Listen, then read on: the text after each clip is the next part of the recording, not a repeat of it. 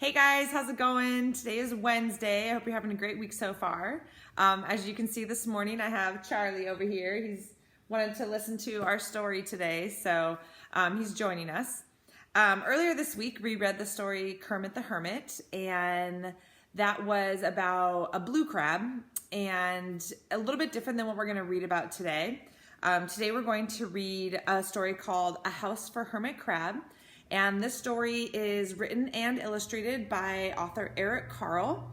And some of the other books that he has written that you're familiar with might be Brown Bear, What Do You See? Or The Hungry Little Caterpillar. I know a lot of you have read a lot of the books in the Eric Carle bin we have in the classroom.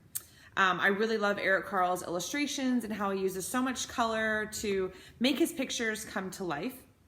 As I read this story, like I said, it's about a hermit crab. A little bit different than a regular crab. As you can see, it's got a big shell on it.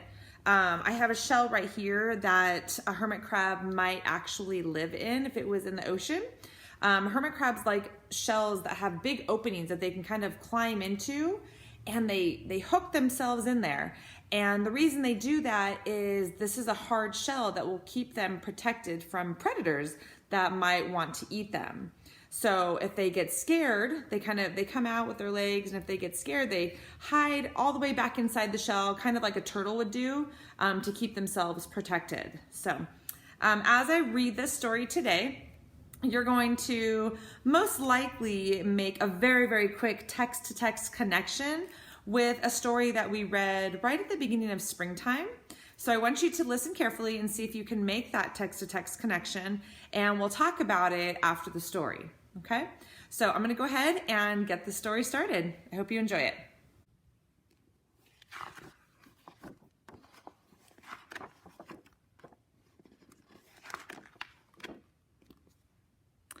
Time to move, said Hermit Crab one day in January.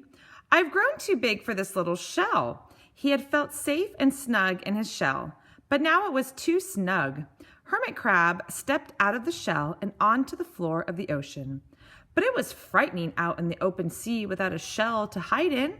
What if a big fish comes along and attacks me, he thought. I must find a new house soon.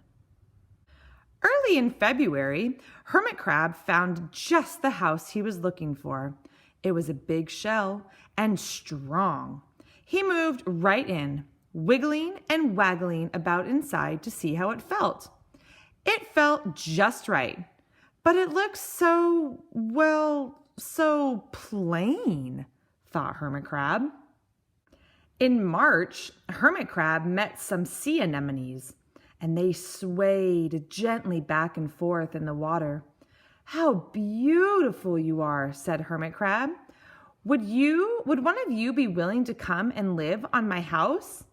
It is so plain, it needs you. I'll come, whispered a small sea anemone. Gently, Hermit Crab picked it up with his claw and put it on his shell. In April, Hermit Crab passed a flock of starfish moving slowly along the sea floor. How handsome you are, said Hermit Crab. Would one of you be willing to decorate my house? I would, signaled the little star. Carefully, Hermit Crab picked it up with his claw and put it on his house. In May, Hermit Crab discovered some coral. They were hard and didn't move. How pretty you are, said Hermit Crab. Would one of you be willing to make my house more beautiful? I would, creaked a crusty coral. Gingerly, Hermit Crab picked it up with his claw and placed it on his shell. In June, Hermit Crab came to a group of snails crawling over a rock on the ocean floor. And they grazed as they went, picking up algae and bits of debris and leaving a neat path behind them. How tidy and hard-working you are, said Hermit Crab. Would one of you be willing to come and help clean my house? I would, offered one of the snails. Happily, Hermit Crab picked it up with his claw and placed it on his shell. In July, Hermit Crab came upon several sea urchins. They had sharp, prickly needles. How fierce you look, said Hermit Crab. Would one of you be willing to protect my house? "I would," answered a spiky sea urchin. Gratefully, Hermit Crab picked it up with his claw and placed it near his shell. In August, Hermit Crab and his friends wandered into a forest of seaweed. "It's so dark here," thought Hermit Crab. "How dim it is," murmured the sea anemone. "How gloomy it is," whispered the starfish. "How murky it is," complained the coral. "I can't see," said the snail. "It's like nighttime," cried the sea urchin. In September, Hermit Crab spotted a school of lanternfish darting through the dark water. "How bright you are," said Hermit Crab.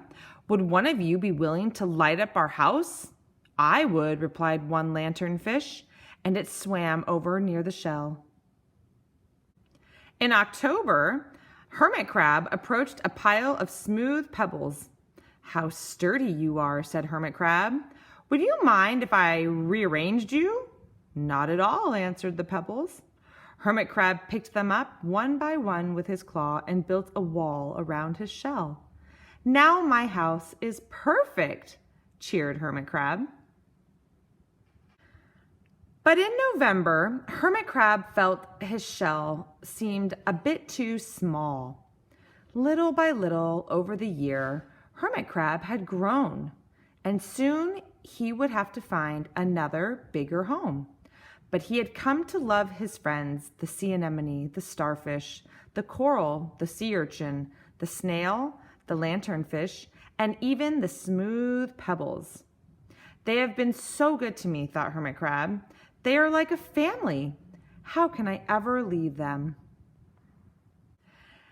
In December, a smaller hermit crab passed by.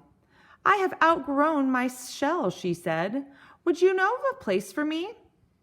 "Well, I have outgrown my house too," answered the hermit crab. "I must move on.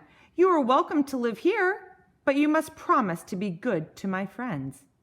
"I promise," said the little crab. The following January, Hermit Crab stepped out and the little crab moved in. "Couldn't stay in that little shell forever," said Hermit Crab as he waved goodbye. The ocean floor looked wider than he had remembered, but Hermit Crab wasn't afraid. And soon he spied the perfect house, a big, empty shell. It looked, well, a little plain, but sponges, he thought. Barnacles, clownfish, sand dollars, electric eels. Oh, there are so many possibilities, and I can't wait to get started. So I hope you guys enjoyed the story, A House for Hermit Crab. I hope you were able to make a text-to-text connection. What I'd like for you to do is go ahead and write that text-to-text connection down on a piece of paper, and we will talk about it later. Looks like Charlie liked that story. One thing I thought was really neat was that this went through a whole year with the hermit crab, and I thought that was really neat to see that the hermit crab actually had a lot of patience in making his home so beautiful, and that's a good lesson to learn, that sometimes we can just kind of slow down and not everything has to be rush, rush, rush. And if you take your time and you do your best, everything's going to turn out to be absolutely beautiful and you're going to love it. So what you guys are going to do today is I'm going to put up an assignment that looks like this, and you're going to review fact versus opinion. So remember, a fact is something that is true, and an opinion is something that you think or how you feel about something. Okay, so you're going to need a red and a blue crayon to do this.